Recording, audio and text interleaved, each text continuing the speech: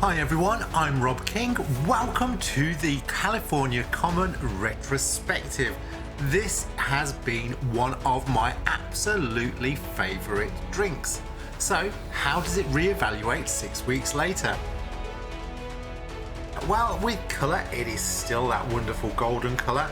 This has a little bit of a haze because I really did just squeeze all the last bits out of the bottle, which included a little bit of sediment. It was absolutely crystal clear up until the point that I did that. So colour is absolutely wonderful. A very foamy head. It's been poured in the glass for a little while now, but lovely, lovely white foamy head. And the aroma continues to be delicious. You do just get a light touch of those hops, earthy notes, a bit of pine, and a little bit of an undercurrent of that malt. But this is such a wonderfully smooth drink. It just goes down so smoothly, it's very, very quaffable. So cold, got lovely carbonation. Actually, on the mouthfeel, it has a wonderful, wonderful taste. It's clean, it's sharp on the front, and has that malty aftertaste that just absolutely lingers. There is no bitterness to this at all. You could just keep drinking and drinking. The pressure fermented and carbonated version didn't last very long at all, and in a similar light, the bottled version is down to the last few bottles. This is a good one. Cheers. Moving on then to our schedule, of which there were two versions, of course. The pressure fermented version was ready in 12 days. That was 8 days under pressure fermentation, 3 days in cold crash, and finally 1 day of conditioning just to get ready before we did a pour. Absolutely wonderful, delicious and spot on. Meanwhile, the second batch, which was fermented naturally, took a more traditional, longer approach. It was 10 days in fermentation, 1 day just to cold crash, 1 day in secondary, we'll come back to that little problem later, and then 21 days to carbonate in the bottle, which is roughly 2 weeks in the bottle in warm and 1 week in the bottle in cool. And then I moved this to the fridge yesterday, so we had 1 day in the fridge. Nicey McNice. I am very much loving the pressure fermentation. Not only are those oxybar kegs working wonderfully, you do get that natural carbonation very quickly, and also it reduces some of the risks of offer flavours. So it's fast and it reduces the risk. What can't be nice about that? Our vital statistics then. So when we designed this brew, we used a brew house efficiency of 65%. Didn't quite achieve that on the day, only got it to 62%. It's a sort of close but no cigar. The pH readings though, they were our success story for the very first time ever. The pH was spot on with just 1 milliliter of lactic acid added to be able to achieve that result. But the ABV did miss, and that all comes down to the starting gravity and final gravity, of which both were just missed by a little bit. Starting gravity came in at 1.048 versus a target of 1.040. Meanwhile, the final gravity came in at 1.014 versus a target of 1.012. Both of these just fell a little bit short and resulted in the 0.5 ABV reduction. However, I do not believe it affected the taste. This is not a strong alcohol hit, and so the 4.5% goes down very smoothly. Also, the volumes came in pretty close, with the fermenter volume spot on at 15 litres, and then the bottled volume coming in at 13.6 litres versus a target of 14 litres. That was close enough. This was all pressure fermented then at 15 psi and used a medium-high level of sugar, 7 grams per litre. The max is probably around 9 grams per litre, so it was just above that medium range. Overall, our vital statistics were pretty close. On to my favourite topic then, the price per pint. So let's have a look at this breakdown, and what is immediately obvious is it is the grain bill that is the largest cost for this particular brew.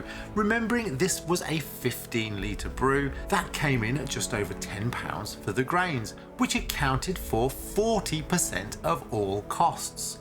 The next highest is water, accounting for 25% of the costs, and that of course is a personal choice that I decide to use the low mineral content Ashbeck water for all of my brews. This ensures I do not get any off flavours that can be a risk of tap water. Hops and yeast both came in at roughly 14% each, so the costs were pretty reasonable. Hops £3.49 for those northern brewer, and the yeast £3.70 for the California lager yeast. Meanwhile, the last 7% is taken up by £1.85's worth of miscellaneous other items. That includes the Fermado yeast nutrient, the Whirlflock tablet, the priming sugar, the 1 milliliter of lactic acid, and of course the miscellaneous water chemistry that brought us up to the profile that we were looking for. The final cost then comes in at £25.74. That is a reasonable cost overall, I feel. But what is the price per pint? 13.65 litres in total and £1.07 per pint. This was winner winner chicken dinner. A 500ml bottle like this one would come in at a mere 94 pence. What is not to like about this beer?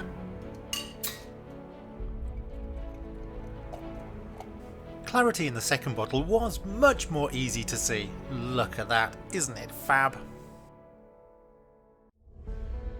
And so we move on to the lessons learned, and for the eagle-eyed of you, there is a time jump because this is in fact the third time I've recorded the lessons learned.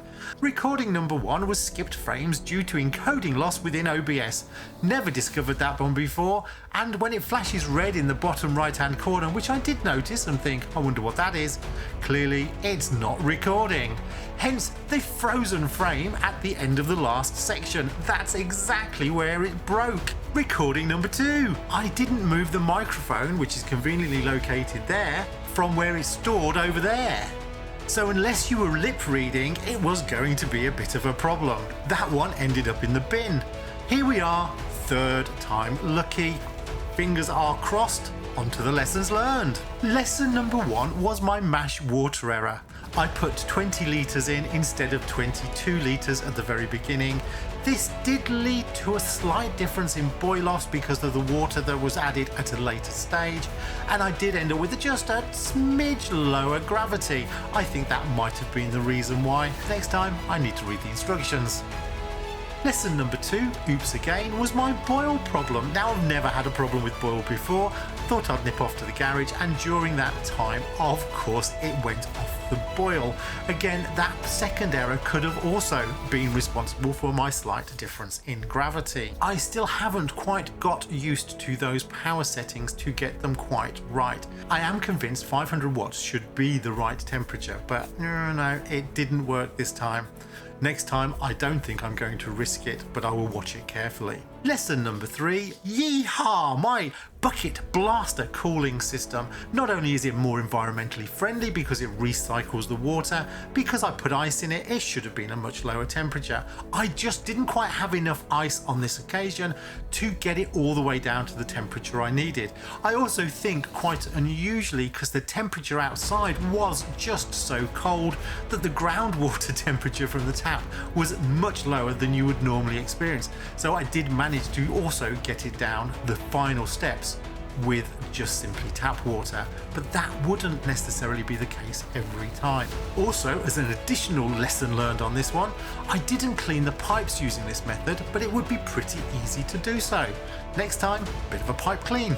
Lesson number 4 was fermenting under pressure, which went very smoothly. Now, actually, I have been putting this off because it, seemed a bit complicated and I didn't really want to sort of mess about with it. So I've had the Oxybar kegs for several months. I finally did the first one and oh my god, it's a revelation. I'm using them all the time now. This was so simple: pressure fermentation, all the advantages in terms of speed, natural carbonation, removing unwanted esters. All of these things are an advantage of fermenting under pressure. Lesson number 5, and who doesn't like a new toy? My little NukaTap Mini with its flow controlled ball lock valve. Wow, it's great! Lesson number 6 then is that pet bottle fragility. As I was cleaning the keg, it collapsed with the vacuum created as I was pouring it out, creasing the bottle. Now, I did pressurize it to try and push the crease out, but you can still see it there. I'm not completely sure of the damage done, so I will keep my eye on it. I think we're probably okay, but just that little bit of uncertainty. Lesson number 7, and welcome to the swamp. This is a problem I'd not encountered before. When cold crashing, some airlocks will allow the sanitizer to suck back through the airlock and actually mix with the wort inside the fermenter.